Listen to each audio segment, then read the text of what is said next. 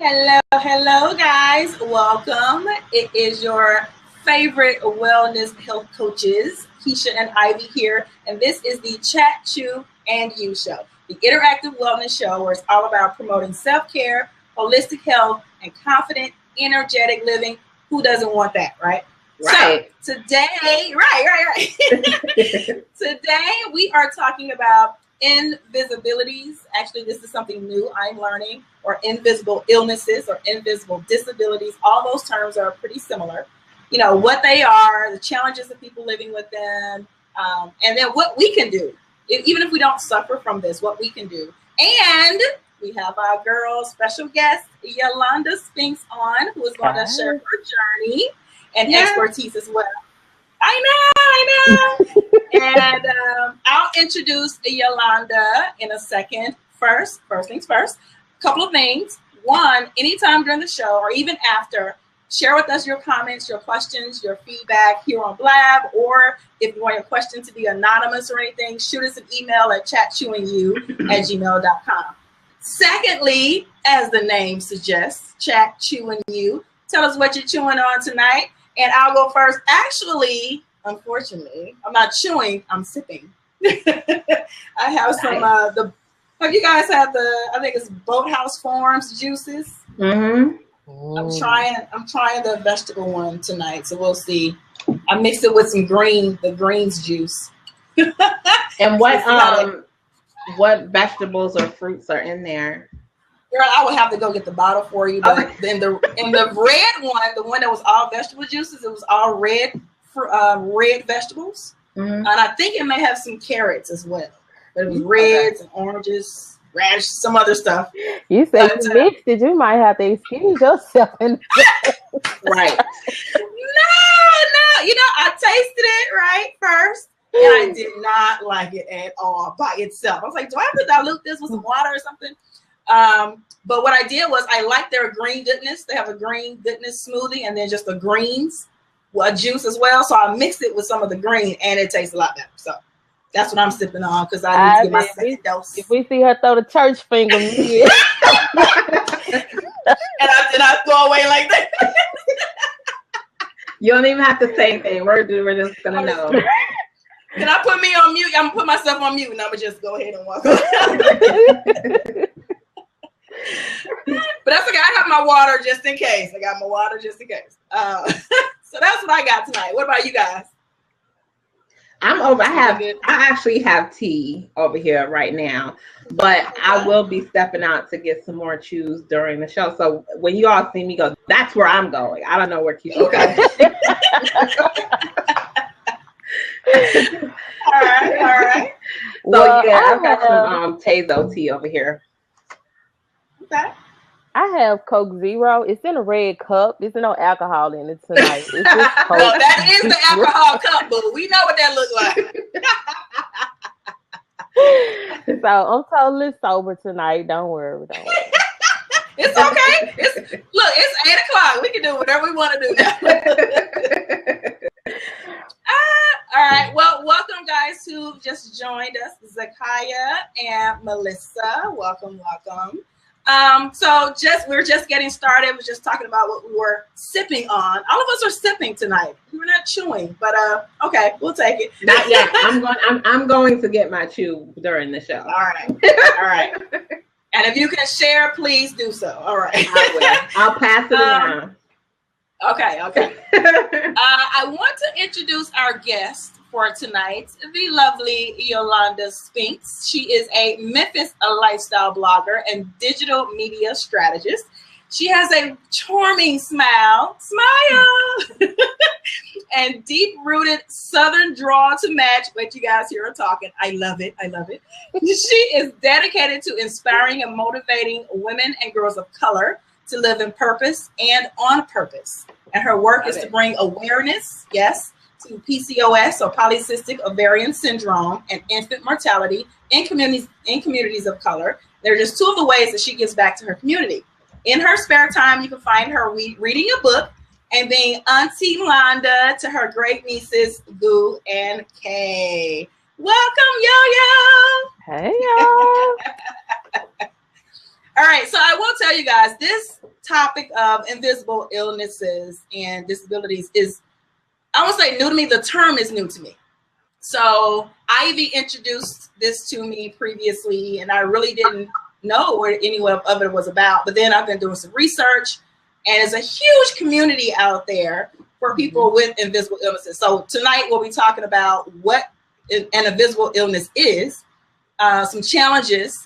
Yolanda's going to share her journey and some things she's going to rap with us about. Ivy as well. And I'm excited for this topic. So I'm ready to absorb some information here. Awesome. So what do we have? Where do we want to start? Well, I think a good place to start, because our topic is about invisible illnesses, is just kind of explaining what does the term invisible illness mean. Because it is, like you said, you never heard of it, and a lot of people have not heard of it before. Last week actually was, excuse me, Invisible Illness Awareness Week, where it was a week of focusing on, bringing the awareness and support around invisible illness. But invisible illnesses are illnesses that you wouldn't look at a person and know outright that they have a chronic illness or that they're in pain. So some of the things that fall underneath of that would be like lupus, sickle cell, PCOS, endometriosis, scoliosis, also cancer. Certain cancers fall underneath of that because you don't automatically look at a person and know. So those are things, a lot of times people feel like, a person's sick if you see them in a wheelchair, or if you see them with a cane, or if they have tubes, or it's like, oh, I know that person's sick. But a lot of times a person can look quote unquote healthy and be living with a chronic illness. And that's what invisible illness is. Had not heard of the term. What about you? What about you, Yolanda? Have you, how long have you, I guess, have been with an invisible illness, and what it's been about for you? Well, for me, I guess I have lived with it all of my life, but I didn't know it. Right. I just assumed that I was the sickly one. Something was always wrong. Like I was always going to the emergency room for something, and it was always pain. So for the most part, I've always dealt with the chronic pain, but never knew the root of it. And just was never diagnosed until this year. I found out I had PCOS, and when my doctor just started putting everything together, that was the root of my chronic pain that I had been dealing with since puberty, really. Yeah. Really? And that happened in the 4th grade. So I have literally been dealing with it all my life. Wow. So yeah. Until this year. Why do you think that's the case? And I'm truly curious. Well, I think because it started to get worse. So like I said, I started having cycles when I was in the 4th grade. Yeah, it was early. And I always dealt with real bad cramps. I always missed a lot of school. I was always hurting. Like I said, I was a sickly one. And no one ever knew why. So, of course you deal with those phases where you're not really sick, or, take this Tylenol and you going on to school. Like I've always missed a lot of school, a lot of work. Like that has just been it. And, it was unexplainable. Like one of those things you couldn't see, but I know how I felt, and I always didn't feel good. So, you know how people be like, you just got to suck it up and keep going. And when I was 16, I had one of my physicians found a cyst on my ovary. And at the time, it was the size of a honeydew melon. Like she could literally push my stomach, and she felt it. And I was overweight then. So, you just think you got some stomach. But when she was doing my pelvic exam, she pushed down on my stomach. And she was like, it's something that's not right here. And, once they got to measure and they took it out, it was the size of a honeydew melon. Like, it was that large. So it probably had been growing just about all my life, like from the time I started my cycle. And I remember her telling me that I had an imbalance of hormones. But, you're 16, you having a major surgery. whatever. Like, okay, Right. I just want this to be over with. Like, Right. so that happened, just go on with your life. So I knew that I always had like irregular cycles, just Mhm. everything. But over the last couple of years, it really started getting bad. Like I started getting adult acne. And I have had a pretty good, great, clean skin. Like I started getting adult acne, and I was like, something not right. Then I started having real bad pains. Like my cramps were so bad, it felt like I was in labor, and I have not ever had kids. So it was like I felt like I was in labor, like I was having some children. Something is wrong. Mhm. And just talking to my doctor, and then he started putting all my symptoms together, and he was like, Miss Spinks, I think you may have PCOS. I was like, okay, what's that? Right. And he started explaining it, and I was like, okay. So of course I went to Dr. Google when I got home, and I started reading the symptoms, and I was like, okay, it's been hard for me to lose weight. Like, okay, I have facial hair growth. Like, all of these were just in tune. The symptoms, I was like, oh my God. So he sent me to an endocrinologist who specializes in hormone testing. Yeah. And I would say, I think that all women should see an endocrinologist, whether you think you have PCOS or not. Like, Yeah. our hormones control our body. Yeah. And if you have a daughter, I think that when girls start going through puberty, that should be one of the first things we do, to go Yeah. see an Okay. endocrinologist, because you never know.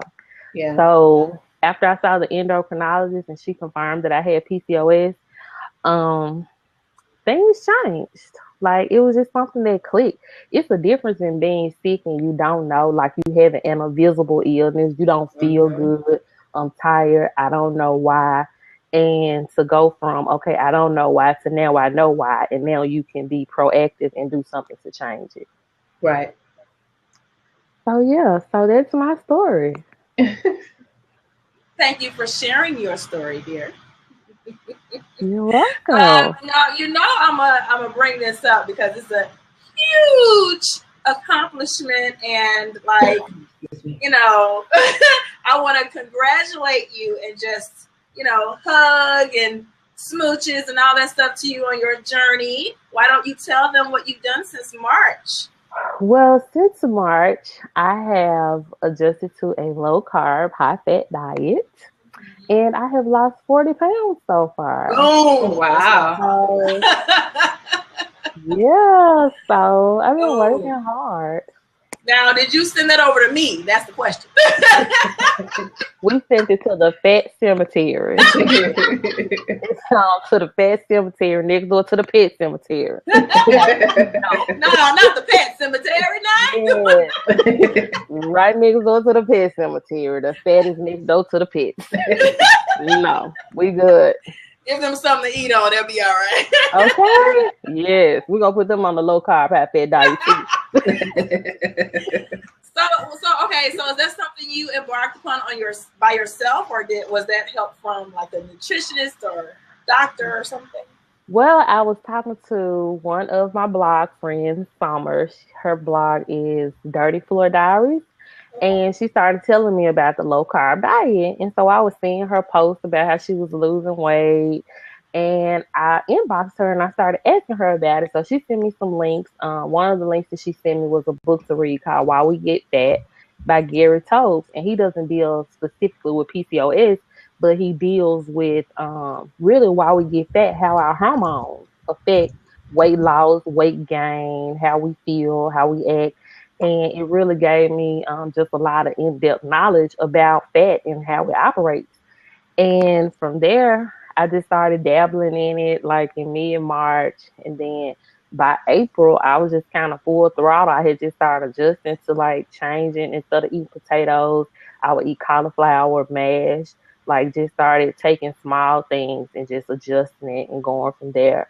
So, and it works for me. And as I've been doing more reading on Dr. Google, many women tried the low carb diet and they find that they actually, most people with PCOS have fertility issues.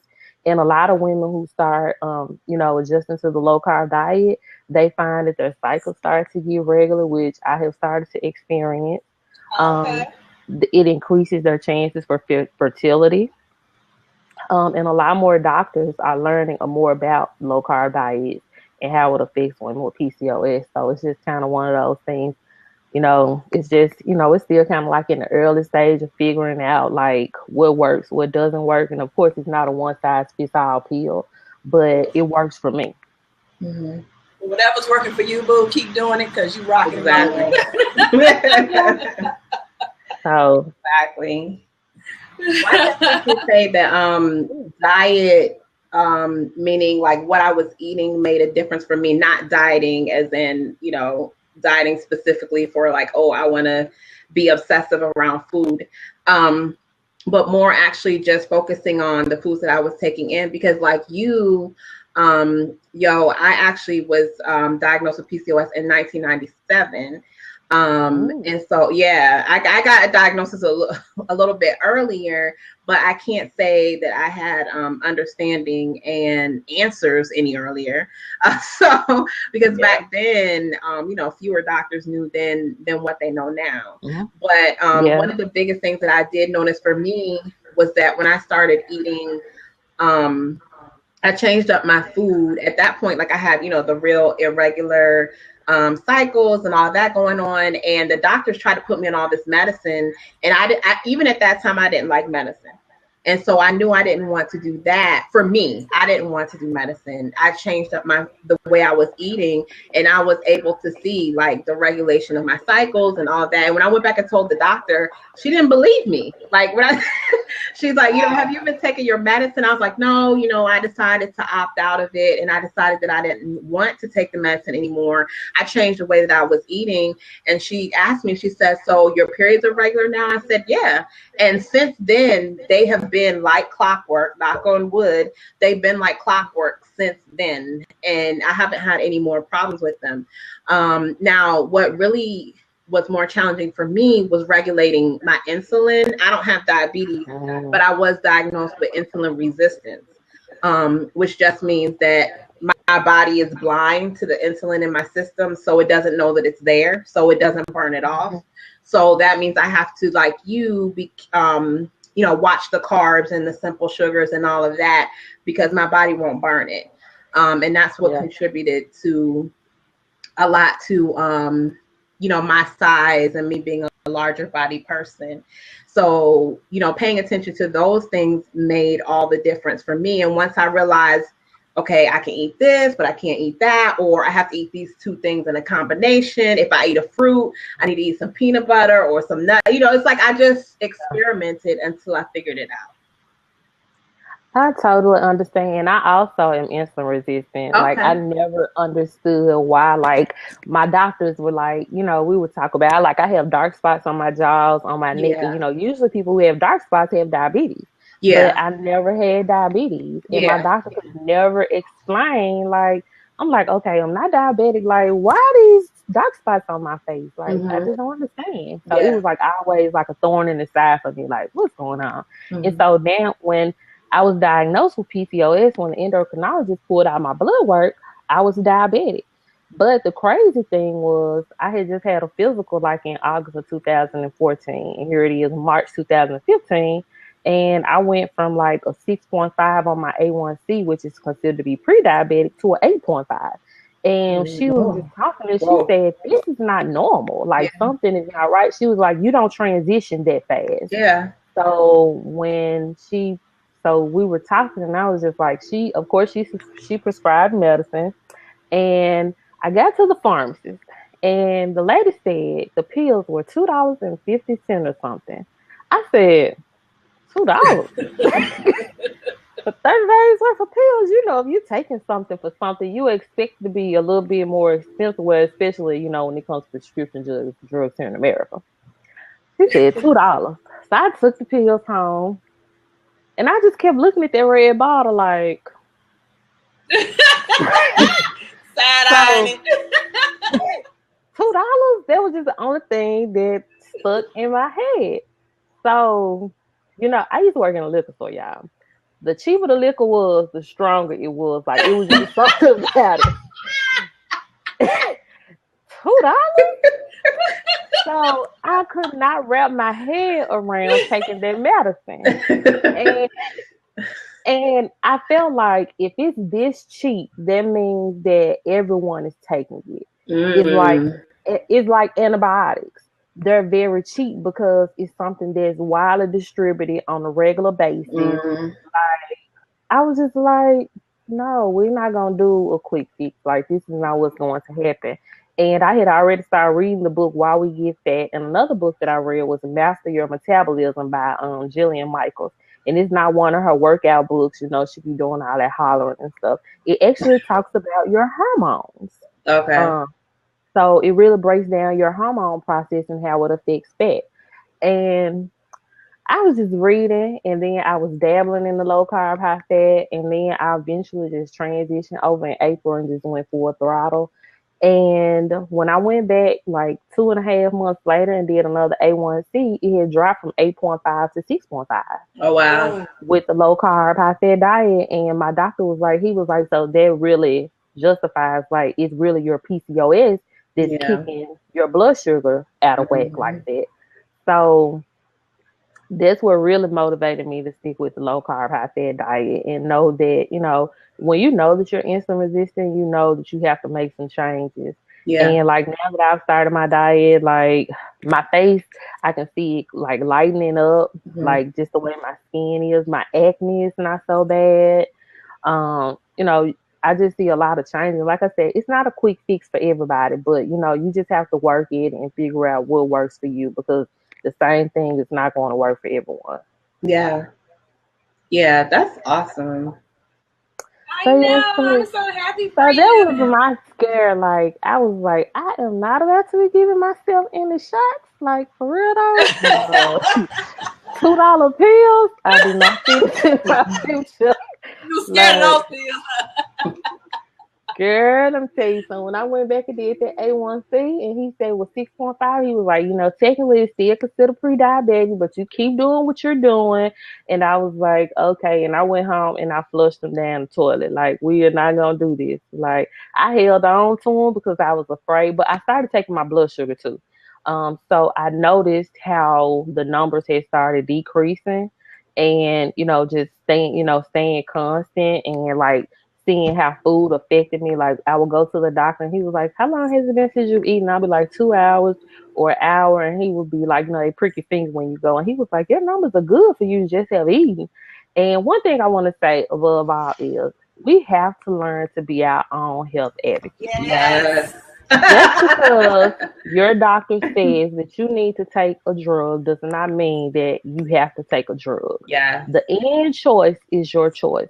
Now, if you have some life-threatening, you know, illness happening where you for real need to take drugs, then okay, you need to work with your doctor to find a resolution. But unfortunately, we live in a society where, you know, we focus on illness after it happens as opposed to being proactive about it and, you know, trying to deal with it before it happens. And, you know, you don't have to do everything your doctor says. And your doctor needs to be on board with how you feel, because I tell my doctor all the time, now he listens to me. I used to tell him, look, I've been walking around with this body all my life. I know when something is wrong with me. You don't know my body better than I know my body. Exactly. So you have to have a doctor that's in tune with you. Just because you have a doctor don't mean you cannot fire him or her. Like deuces. Oh, yeah. Like, I've done that before. You get on board or it's a wrap. More than once. Yes. And you have to have. That's important. It is, and we have to be our own health advocates. And oftentimes we look at people like doctors and lawyers, and we're intimidated because we feel like they're so much smarter than us. No, man. When I'm spending my money, you gonna run the services. They work, and that's what they are. Okay. Yeah, exactly. And when you run the services, if I don't agree with them, it's just like if I go and buy some business cards. I don't like these. No, we're gonna have to do this again. Or you find someone else to do it. Yeah. And you may have to shop around to 3, 4, 5 doctors, and that is okay.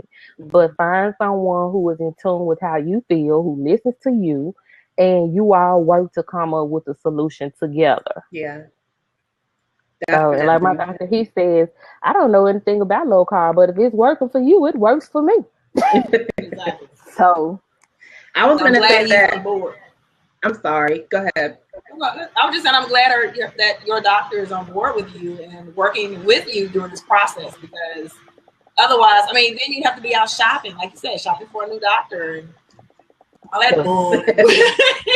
Because I'll quit you. Because I'll quit you. Like, bye. We're not dating anymore, Doc. Okay. This relationship is over. You have bad blood. Yes. I was going to mention that when you were talking about that, like your A1C had went up and you got diagnosed with diabetes, and a lot of people don't know that, particularly like type 2 diabetes, a lot of times it is reversible through your diet and your lifestyle. But the doctors almost never tell you that, because they do want to get you on that cycle of, medicine, because, they're writing their prescriptions, they're getting their kickback from the prescriptions. And of course, you're coming to see them every 6 months, 4 to 6 months or whatever. So they're getting their money from that. But, they're really not. And I think that this is something, Kesha, that you and I learned by going to IIN, is that most of the time physicians are not even trained in nutrition, period.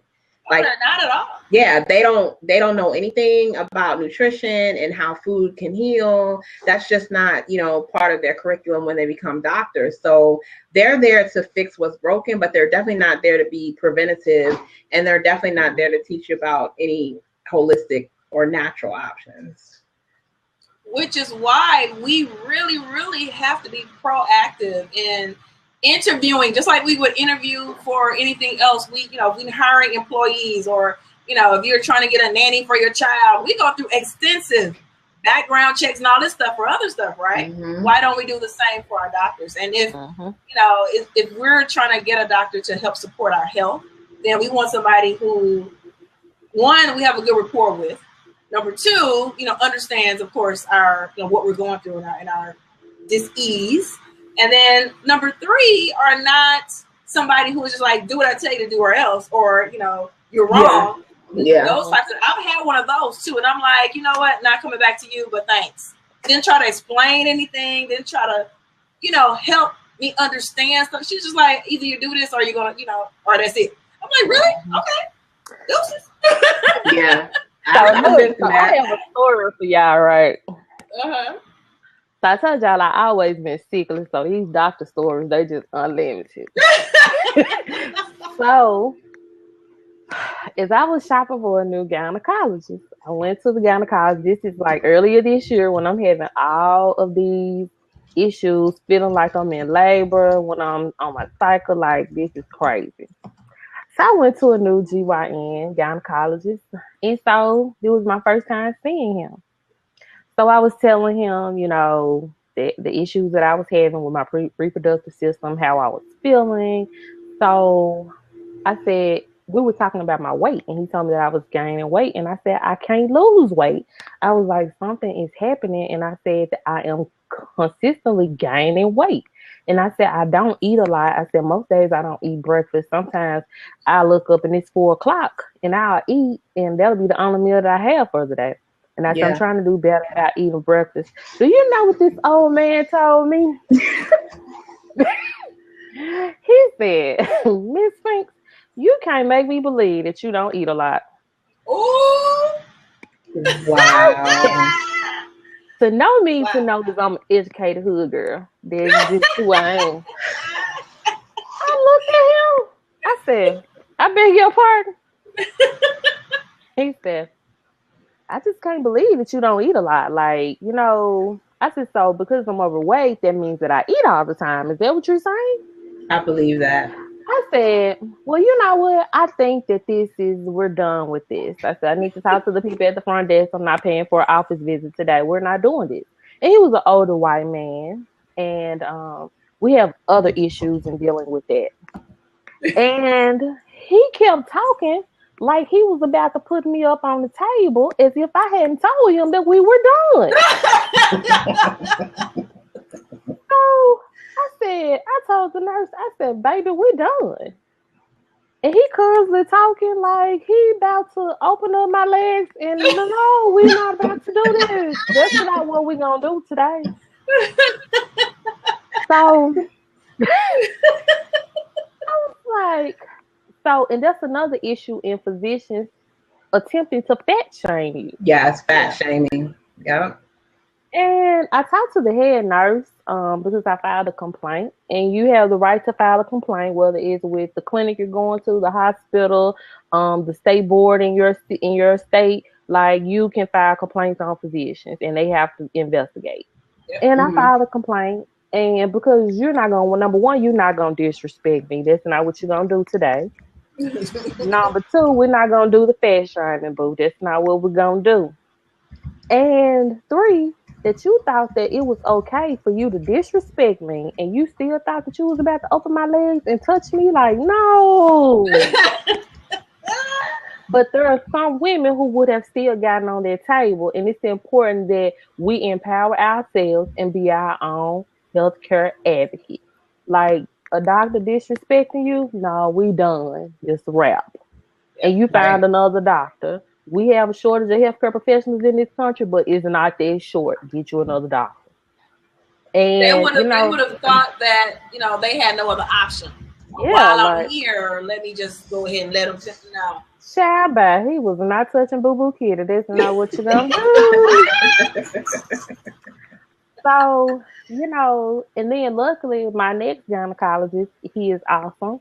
And now I have a team of doctors who work together. My gynecologist, my general physician, and my endocrinologist, they all work together, looking at lab work together, like, sending each other notes about it. And they're all working together to basically, I want to do a holistic approach. And diet and exercise. And they're all on board with that. And they work together so that it works for me. Yeah. That's awesome. That's almost a miracle, because it's so hard sometimes to get the team, especially like you said, someone that's not going to fat shame you, because unfortunately that happens a lot in the medical field, because there's the automatic assumption that if you are a larger body person, that you did it to yourself, that it's something that you caused on yourself, and that therefore you just need to stop eating and work out, and that's going to fix it. And they won't even go past that point. And the sad thing about it is that there's a lot of larger body people who are not getting the treatment they deserve. They're dying from things, because they're not even getting diagnosis, because the doctors just stop at the number on the scale, and they don't further investigate what's going on behind that number. Like, what is the roots of that number sometimes, or even if it's not anything that's causing the number, maybe there's other things that you're missing, but you're only focusing on one thing. And that's the fat. And that's why I love Gary Toe's book. I would suggest that anyone read it. It's Why We Get Fat. Like, even if you're not fat, you really need to understand how your body operates. Yeah. And his book, he was a science journalist. So he had done a lot of research, and like I said, I'm an educated girl, so I check behind, I check sources, and yeah, so and that's what we have to do. Yeah. Even as I research, I would double check his research to see, what studies or what journals you were reading. Like, do these really exist? And like you said, Kesha, that's what we have to do, because something that we really have to realize is, we have people that say, oh, these low carb diets, they're bad. High fat is bad. But the question that you have to ask is, who is paying for this research? Someone is always paying for the research. If the Kiwi companies don't want you eating bananas, they'll pay somebody to produce a study that say that bananas are bad. Exactly. So when people finish telling you the stats, ask them who paid for them. Who wrote the check? That's all you need to know. When you find out who wrote the check, then you can justify whether this is valid information or not. Exactly. That's true. Tell them to show you the receipts. All right. Well, okay, so here's a question then. Since we're talking about invisible illnesses, and PCOS being one of them, and thank you guys, both of you, for sharing your experience with that and what your journey has been. What can other people do, or what can we do here? What are the the options that we have so that people understand, no, just because you say you're tired, there's nothing wrong with you, or just because you don't look like you're sick, you're not sick. One, I think that we can be more empathetic toward one another.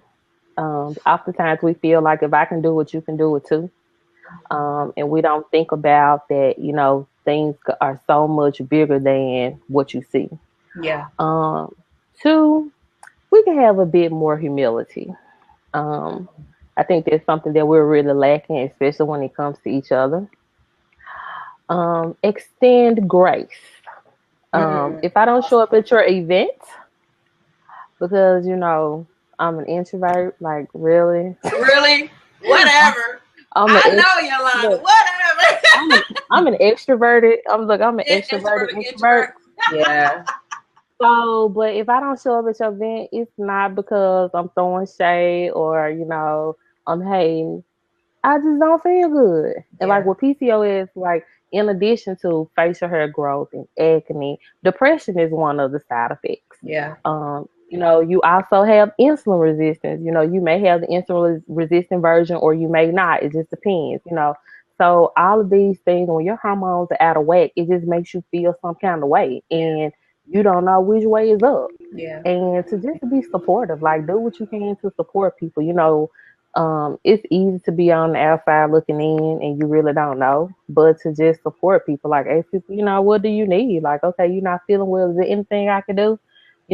Just, leave your shady comments to yourself, Stop thinking that it's all about you, because 9 out of 10, it's not about you. Yeah.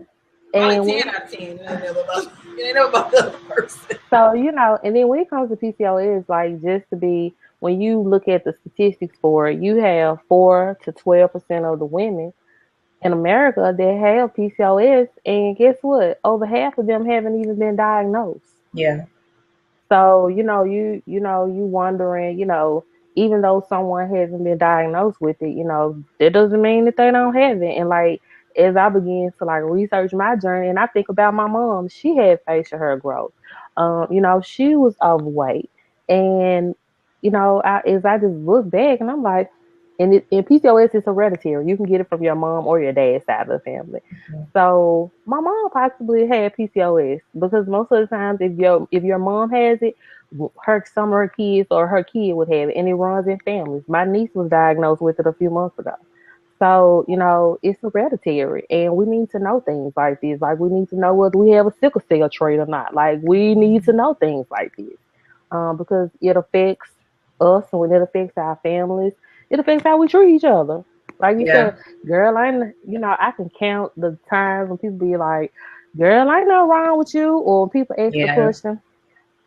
So I get this rude sister. People be like, Yolanda, why you ain't got no kids? Girl, she can't have no kids. Look, and this is like before I know I had PCOS, but there are a lot of women with PCOS that had fertility issues, and for someone to have an issue like that, and for people to make these come, first of all, it's why you ain't got no kids? None of your business. I might not want any. But two, to make these scenarios and the marks about what people can't have, like, it's just rude and disrespectful, And we just have to learn to be more empathetic about people, to stay in our own lane and get out of people's business. Unless you are actually trying to be supportive for real. Yeah, right. Like, because you don't know the struggles that people fight, behind closed doors. So, like, for real, if you're not going to support them, like, don't knock them down. Like, keep it moving. Right. So, yeah. So, that's just a little bit of how I feel about it. I know during Invisible Illness Week, we had a Twitter chat, and one of the things that kept coming up was don't make assumptions. Like, don't assume that you know what a person is going through, period. And when it comes to invisible illnesses, like a lot of times, like you said, people take it personal that you cancel things or you're not there, or people will ask you, aren't you feeling better yet?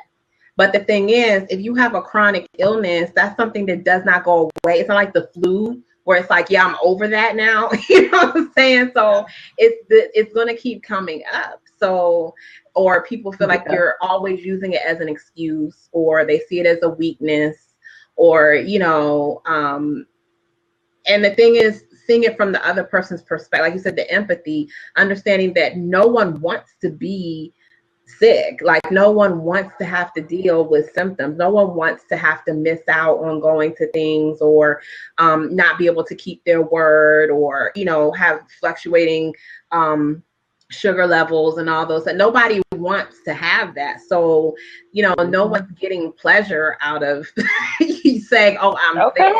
You know, so I mean, some people might. There's a small percentage of people for everything. There's always an exception. But, you know, the main thing is just don't make assumptions.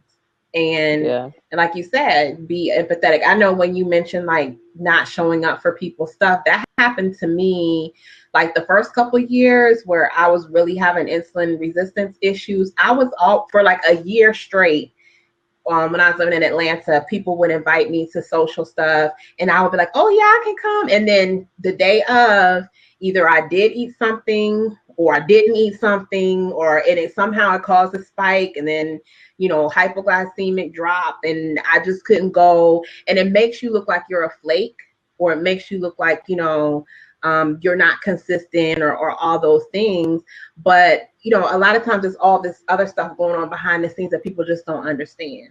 And of course, when you tell someone, you know, I can't be there, you're not going to give them your whole medical history as the reason of why you can't be there. I have to be a walking billboard. Right. Well, I'm not there because today I ate white bread. And it was, okay. This is what happened. You know, you're not going to do all that.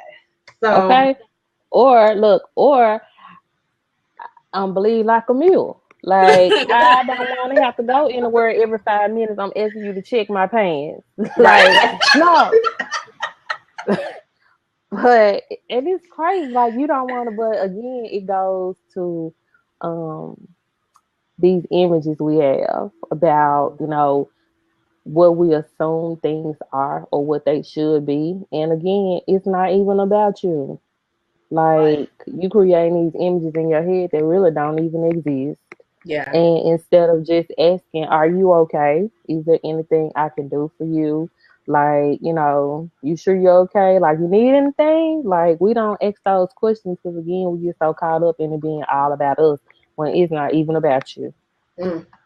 Yeah. So, yeah.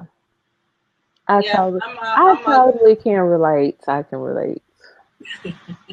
Kesha. Moral of the story is be patient, be kind. The stuff you were supposed to be anyway, right? Be that for other people. Because if Yolanda is throwing you shade, you know it. You're so silly. If I don't fool with you, you know I don't fool with you. We not gonna play. We not gonna RSVP and don't show up. You know I ain't coming. You know it. So, Ivy, did you have a question for me? Oh yeah, I was gonna ask how did you feel about opening our other seats to see if any of our guests want to come on? Oh, we have a few minutes. Who's one? Sakaya. Where's she at? Hey, Sakaya. Look, Wikipedia Brown, that name cracks me up. All right, the first time I saw his tweet, I was like, who is Wikipedia Brown? Yeah, Mark, I'm talking about you, bro. But yeah, and then again, guys, if you have any questions or feedback or anything you want to share with us, even after the show, we can still promote your responses and answer them too. So yeah, let us know what you got. And I'm on social media. My main handle is Notorious Sphinx, but I am starting a new site, holisticpcos.com. Yeah, tell us what you're going to be doing with that and how you're going to be helping people, Yo-Yo. So my goal is to, one, share my story with PCOS because it's so in-depth. Like I said, it started at puberty, and now it's just beginning to become full circle where I can put a label to it, like I know what it is. But really to focus on holistic approaches to dealing with PCOS, with exercise, with diet, understanding how the products that we use affect our PCOS, like how it affects our hormones, like the products that they're putting in the shampoos and conditioners, cleaning products, how it knocks your hormones off balance, and how it's affecting you. Also, these processed foods that they're adding all these chemicals to. understanding that like these processed foods are knocking our bodies all out of whack. It's not just the sugar. Like they're actually using chemicals that they producing in a lab to make macaroni and cheese yellow. You know, and that's my favorite. I sure hate look, it, man. They to messed make it up. Kool-Aid red. Right. You know, like they're using chemicals to do this, and these chemicals are knocking your hormones out of sync. And if you're going to try to, you know, I feel like no one would ever have this perfect balance of hormones. However, we need to work to get them as perfect as they can be for us. And that's by living a healthy lifestyle, free of all these chemicals, free of all this processed food, you know, free of all these shampoos and conditioners with all this petroleum and mineral oil and parabens in it. Like we need to try to get our lives as clean and holistic as possible so that, you know, one, we can pass it down to our children. Exactly. So that they can expect more. You know, when I look at one of my friends, every day her son eats a macaroni and cheese, that microwave macaroni and cheese. And she be like, girl, he just won't sit down. I be like, is I wonder what's wrong with him. and I told her one day, I said, I think it's that yellow number 5. And she said, what's that? I said, the food coloring. That your son eating. Every day. So, but when you look at other countries like Japan, the United Kingdom, the things that we allow in America in our food, because our government agencies have vested interest, they're getting paid and they allow it to happen. When you go to other countries, they don't allow those food dyes. You know what? We should have asked Janet. Janet was on from the UK. It's 2:30 her time, so she went on to bed. But we should have asked Janet about what they eating over there in the UK. If you ever do a Google search, like you can look up Nutri-Grain bars, the ingredients for American Nutri-Grain bars and ingredients for UK Nutri-Grain bars. Theirs have strawberries, ours have red food color. So we have to be advocates not only for our health, but for our food, and we have to hold our government officials accountable for it because it's killing us literally. And you may not have PCOS, but your hormones can still be out of whack, and it can cause other issues in your body, and it can cause issues. You wonder why your kids they talk about he ADD. No, he not ADD. He full of food color. Change his diet to change his life. Boom, you could drop the mic on that, boo. Right. Okay. Like, that sounds like a book. Change it. I know, right? Look, I'm gonna have to put that. Look, I'm gonna have to put that in my swipe file. Right. But yeah, so you know, we just have to get real about what's happening and be, you know, being for real about changing. And it's not easy because I promise you, Trader Joe's had these ginger snaps. Don't get me started on those. And Trader Joe's is coming to Memphis next summer. And I'm just like, Lord, what am I going to do if I don't have to drive to Nashville to get these ginger snaps, Lord? Look, usually that 3-hour drive would deter me, you know. But now I'm going to be able to drive 10 minutes to get ginger snaps. Jesus, what am I going to do? You're so silly. It's not easy. And like, I do a low carb, high fat diet, but, you know, I may have a serving of ginger snaps here and there, or sometimes I want the cake and I eat the cake. As you should, all right? But I would say 90% of the time my diet is low carb, high fat. Like I don't feel like I'm depriving myself of anything. And like I said, sometimes I get in my feelings and I be like, I just want the cake and I may just give me the cake. And I eat it.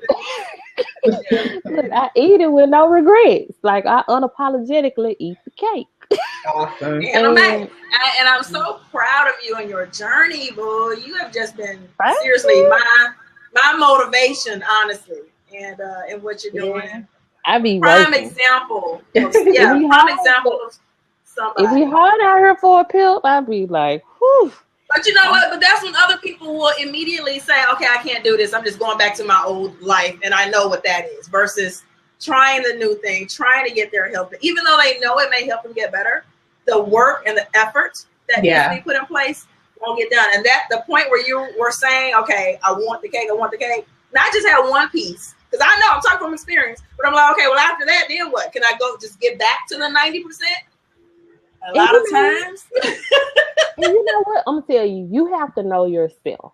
Yeah. I was reading Oprah's book. Her book is called "What I Know for Sure," and she mentioned in the book about her health journey, and she was talking about how sometimes she wants chocolate, but she had to change her mindset to teach herself that I don't have to eat the whole box of chocolates because it's plenty more where that came from. And you have to know your mindset. Abundance. Yeah, like sometimes you can fall out. Like for me, I can fall out the wagon, and tomorrow I'm back on it like ain't nothing happened. I can eat cake today, and tomorrow we back on low carb, under 20 net carbs a day, and I'm good. But somebody else, you might fall off, and you might be out for a month or 2 months or 3 months. You have to know. You have to know your mindset, and you have to know how you're able to operate. And like I said, it's not a one size fit all, one pill for everybody. Like you have to be honest about your relationship with food. Yeah. That's what it is. And I'm an emotional eater. And like when I'm stressed out, I still emotionally eat, but I just emotionally eat low carb foods. Like I might go get some roast beef and some hot mustard. Like I'm still an emotional eater. So you just have to be real about what it is. Like if you know that if you eat a piece of chocolate today, you gonna eat the whole bar. Just try to get you a little bit of piece at the store and don't buy no more. Exactly. Like don't keep them in your house. Like I've done that before. Like I bought like a bag of M&Ms and like poured some out and then like threw the rest of the trash. I guess I should have gave them to somebody because I know I'm like if I hold on to this bag the whole you're gonna eat them. It's gonna be like I don't have it. Or like if I get cake, I'll get it by the slice. Like I don't buy a whole cake, or I can't buy like a whole box of donuts because I know I don't have, I just don't have the wherewithal to not eat them all. So it's like I don't have that in my So I would tell y'all like my ginger snaps, like it's real. I used to eat. I would go to Nashville 3 times a year, and I would have like a bucket of ginger snaps for each month. And I literally bought 2 in July, and I still have half a bucket left because and so what is it, October now? So I've had August, September, October, so it's been 3 months. So like, and I gave some of those away. But I break them down into servings of 6, and it's like 20 some carbs per serving. And when I just have to have some, I just have to have it, and I keep on moving. And I know that it's some more where that came from. Love it. But you have to know, just be for real about your patterns. Like, be for real about what's really going on. Like, don't be trying to fake the funk and do what your friends do. If you know you ain't about that cheating life, don't cheat. Like, if you need to stay on the wagon, you stay on the wagon. And tell your friends, don't be trying to entice me. And you have to have a tribe. You have to have a support system. Like, my friend, she was like, we having a Halloween party, and we're going to make sure we have some low-carb food for you. Like, you have to have your tribe, and they have to be ride or die with you. If your friends trying to tell you, let's go to the cake house, and they know you can't have no cake right now, you need to reevaluate your friends. Did she say cake or crack? Which one? Right. I was like, there's a cake house. Where is one in the same? Look, the cheese. Look, I just found out the Cheesecake Factory got low carb cheesecake, girl. And girl, leave them alone. Leave them alone. I tell you, and I'm real about like my friends. They were having a high school class reunion meeting in Rafferty. When I go to Rafferty's, I'm gonna have croissants, and I told them I was not coming, and I did not go because I knew the struggle was gonna be real. When I know that something is going to entice me so much to the point to where I ain't gonna have no sense, I ain't going, and I didn't go. Yeah. And you just have to be real about what it is. I don't know that I can stop at 1%. And they just gonna keep bringing them. I don't know that I can stop. I don't go to Logan because I don't think that I can stop at one piece of bread and they just gonna be putting bread in front of me. Right, I ain't been to Red Lobster because I don't think I can stop at one biscuit. One biscuit. I don't think I can go to Red Lobster and not eat a biscuit. Do you think it helps you that you have, first of all, you've been this far in your journey, right? Especially this past year. And then it helps to know that, you know what, this is for my health because I know what happens when I go the other way. When I do something like I used to do. You know what that is and what that feels like. Right? So that would be the difference, I think, for other people to know, look, someone's got a long way to go. Yeah. You know, and correcting our health. So and I it's have not a going to be long way to tomorrow. go. When I look at these, I'm gonna tell you, I'm in a lot of groups, like with low fat groups, low carb groups, and the women be losing weight. And they be like, they lost 40 pounds, and it's like they lost the whole self. And I be like, my fat rolls and get smaller, but I ain't get small like that. It's all good. Like, it's all good. you know, you be looking like, And but you know, you have to like keep telling yourself like, okay, keep going. My fat ain't distributed like they fat distributed. Like let's keep it moving.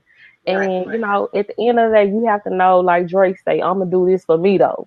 Like I'm doing this for me, and everybody not gonna be on your team, and that's okay. Yeah. But you have to have your team of people that's gonna ride or die with you. Like you know, they ain't gonna be telling you, come on, let's go eat cake, and they know cake gonna kill you. Like.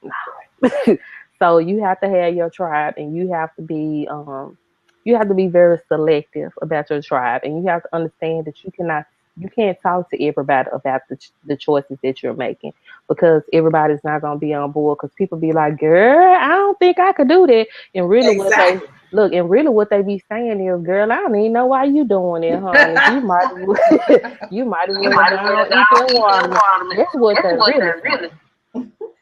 So you need to be selective about who you have those conversations with, because everybody is not gonna be there to build you up. Like just be for real about it. Like I said, get your tribe of 2 or 3 who gonna ride or die with you, that you can call and cry when you know you don't need to eat the cake, but you really want the cake. Whew. Girl, y'all know I love cake. Like cake. Whew. And I love biscuits. like Zakaya over there talking about she loves biscuits. I take a biscuit over cake any day. Especially if it has butter and honey on it. Oh yes. No ma'am, give me the cake all day long. A cake versus a biscuit. The biscuit's gonna lose every time. Oh my God, dude, we could sit here and laugh all day and all night because Yo-Yo is freaking hilarious for one. It's my boo. You know, we're in masterminds together, so anytime I talk to her, just want to let y'all know I'm always laughing about it. She cracks me up to tears sometimes. So I would love, I'm sure Ivy would as well, love to have you back on one, at another show to talk about. Look, I need to come out for my next 40 pounds because I'm trying to get 2-piece ready. Whew. So silly. I'm ready for this 2-piece. Like, I hope y'all be ready because I'm be ready. Okay, all right. So yeah, I'm prepping for this 2-piece that I want to be in next summer. So I'm working. My next goal, and I'm gonna say this: set realistic goals. Like, if you know you got 200 pounds to lose, don't be hollering about some, I want to lose 200 pounds in a year. Like, no, you're not going to be doing that unless you are one of these lose weight quick schemes. Like, set realistic goals. My first goal was to lose my first 65. And it was 65 because they will put me under 300 pounds. So, I was looking at my weights from like back to 2006, and I haven't been under 300 pounds in over 10 years. And I was like, oh my God, like to see it on paper, like, yeah. So set realistic goals about what you want to do. Don't be selling yourself no pipe dreams and lollipops. Just be real about what it is. Hey, I like lollipops. Girl, just give me the cake. Set realistic goals. Do one thing at a time. Yes. When I decided that I wanted to do low carb, high fat, I got into the habit of doing low carb, high fat, and I did it for like 3 months before I even started exercising.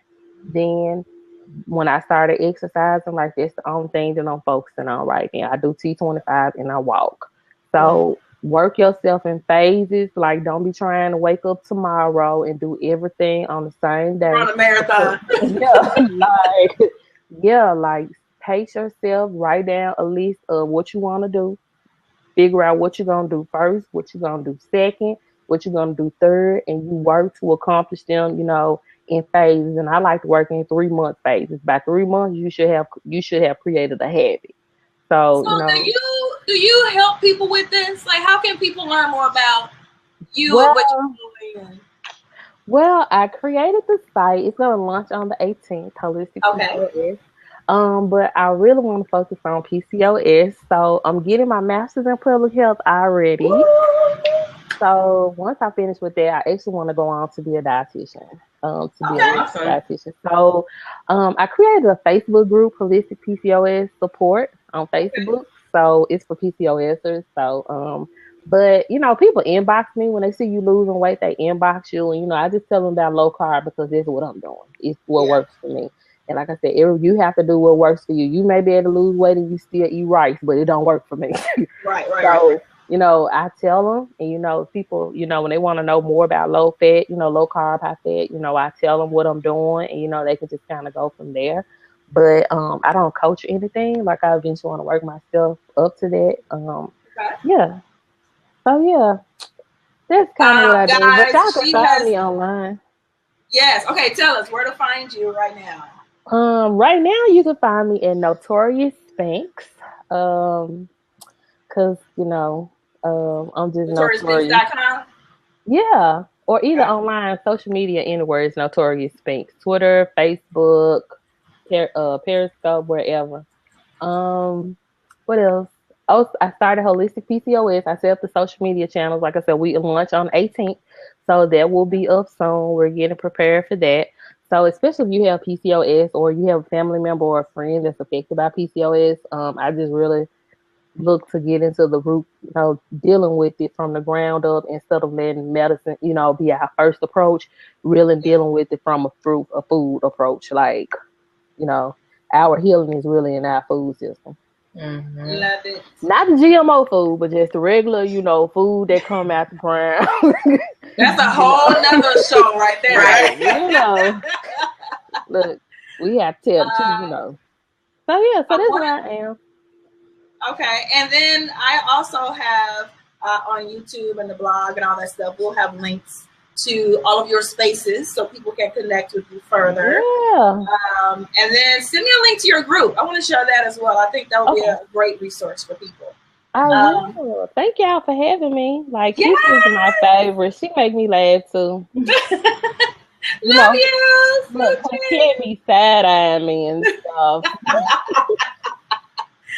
I want to let people know before we hop off what our next show is. And that one, Ivy, is When Love Hurts, isn't it? Our next show for October 21st. Yes. Yeah, okay. October 21st. Same place on Black. Same time, 9 p.m. Eastern, 8 p.m. Central. We'll be talking about education and empowerment to eradicate domestic violence. When Love Hurts. So join us for that show. In the meantime, head on over to chatchewingyou.com. Get on the list so you can be notified of our upcoming shows, just in case you're not always hanging out in Blab or anything like that. We only send out information about the shows for now with the newsletter, so hop on the list. Yours tonight. No, this was awesome. I'm so glad that you were here, and you I love your just your approach to PCOS and food and health and nutrition and holistic wellness. All of it resonates with me. So it's awesome to have you here and hear you share. Yeah, we definitely can talk some more. And I'm gonna find your group and get in there and join your group as well. Okay. Thank you all for having me. It was awesome. Like, I hope I didn't run your guests away because I'm silly. No, shoot, they run away from you. We got problems. So yeah, thank you for having me. But I just want more people to be educated about, not only PCOS but just those hidden illnesses that people have. So that we can just really stop being so judgmental about people. To be, more empathetic, have more humility, extend more grace to people, and just understand that just because, you may be able to live this life that's, just fine and dandy, at least that's what it looks like on social media anyway. Right. But, everyone is not in their place, and, it's just better to support people or leave them alone.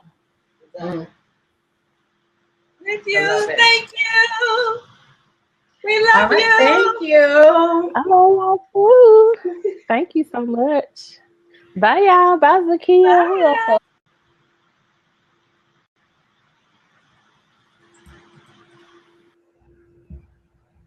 I'll be over there acting brand new.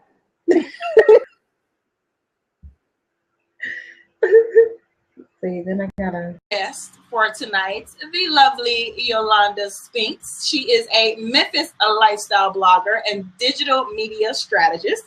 She has a charming smile, and deep-rooted Southern drawl to match what you guys here are talking. I love it. I love it. She is dedicated to inspiring and motivating women and girls of color to live in purpose and on purpose. And her work is to bring awareness, yes, to PCOS, or polycystic ovarian syndrome, and infant mortality in communities of color. They're just two of the ways that she gives back to her community.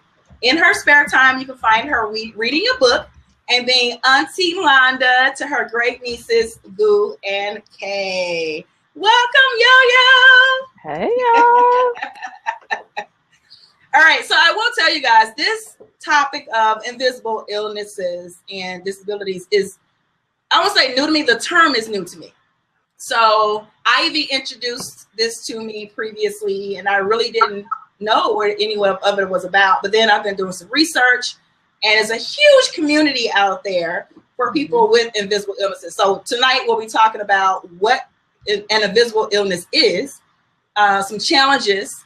Yolanda's going to share her journey and some things she's going to rap with us about. Ivy as well. And I'm excited for this topic. So I'm ready to absorb some information here.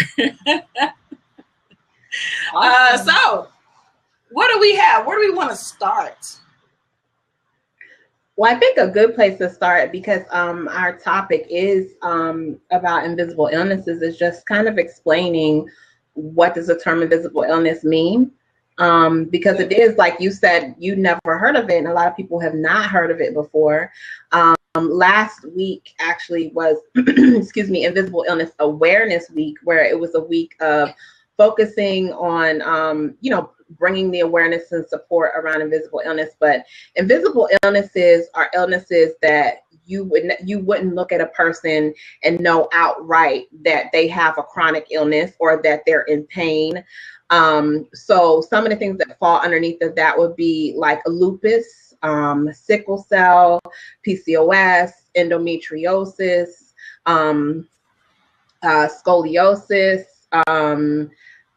also cancer. Certain cancers fall underneath of that because you don't automatically look at a person and know.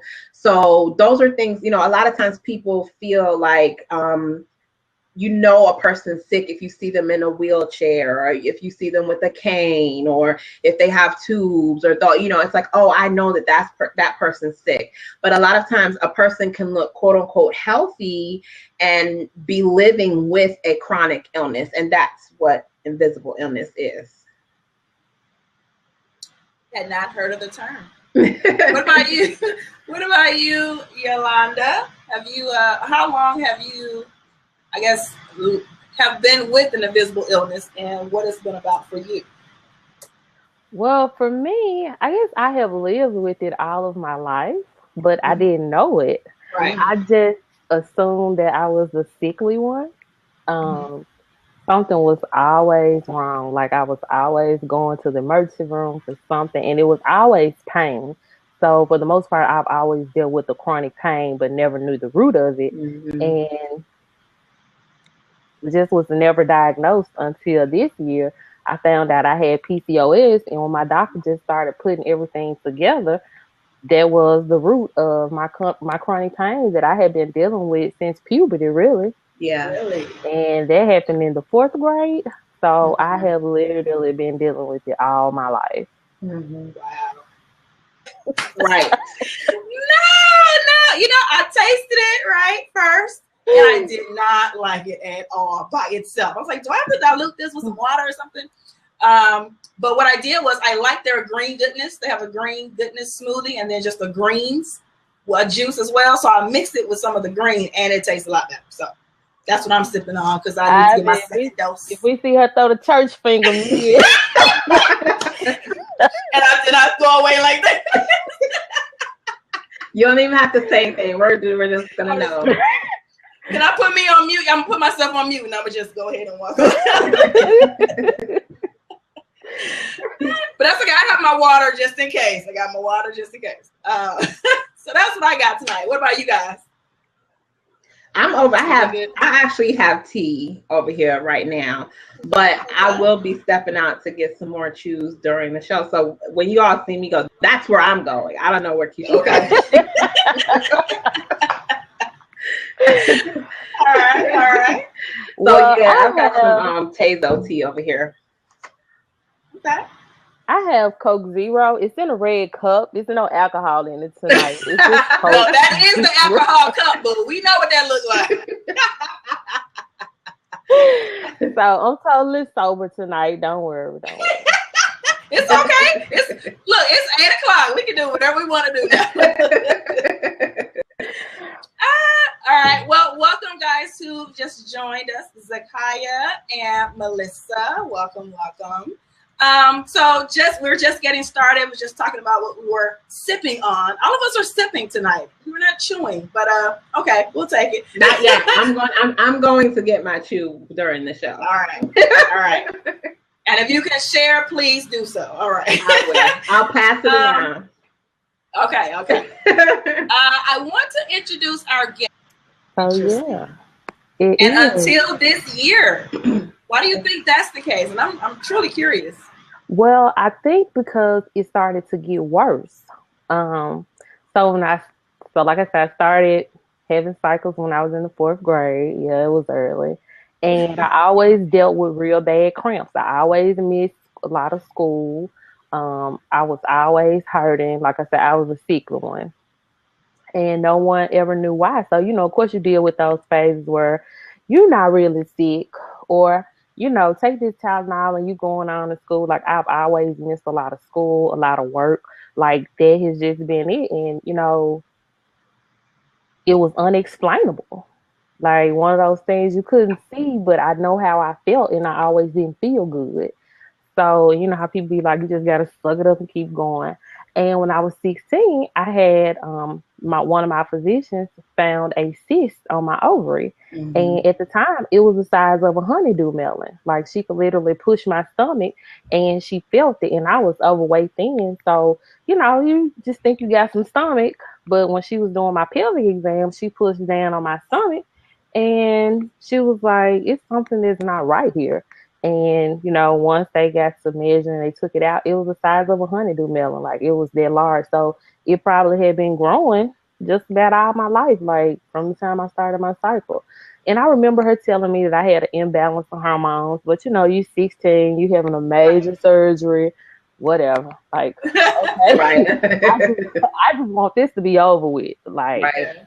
So that happened, just go on with your life. So I knew that I always had like irregular cycles, just everything. But over the last couple of years, it really started getting bad. Like, I started getting adult acne. And I had a pretty good, great, clean skin. Like, I started getting adult acne. Hello, guys. Welcome. It is your favorite wellness health coaches, Kesha and Ivy here, and this is the Chat, Chew, and You show, the interactive wellness show where it's all about promoting self-care, holistic health, and confident, energetic living. Who doesn't want that, right? Right. So today, right. Today we are talking about invisibilities. Actually, this is something new I'm learning, or invisible illnesses or invisible disabilities. All those terms are pretty similar. What they are, the challenges of people living with them, and then what we can do, even if we don't suffer from this, what we can do. And we have our girl, special guest, Yolanda Spinks on, who is going to share her journey and expertise as well. I know. And I'll introduce Yolanda in a second. First things first, a couple of things. One, anytime during the show or even after, share with us your comments, your questions, your feedback here on Blab, or if you want your question to be anonymous or anything, shoot us an email at chatchewingyou@gmail.com. Secondly, as the name suggests, Chat, Chew, and You. Tell us what you're chewing on tonight, and I'll go first. Actually, unfortunately, I'm not chewing, I'm sipping. I have some, have you guys had I think it's Boathouse Farms juices? Mm-hmm. I'm trying the vegetable one tonight, so we'll see. I mixed it with the greens juice. And what vegetables or fruits are in there? Girl, I would have to go get the bottle for you, but then the red one, the one that was all vegetable juices, it was all red vegetables, and I think it may have some carrots as well. But it was reds and oranges, radish, some other stuff. You say you mixed it, you might have to excuse yourself.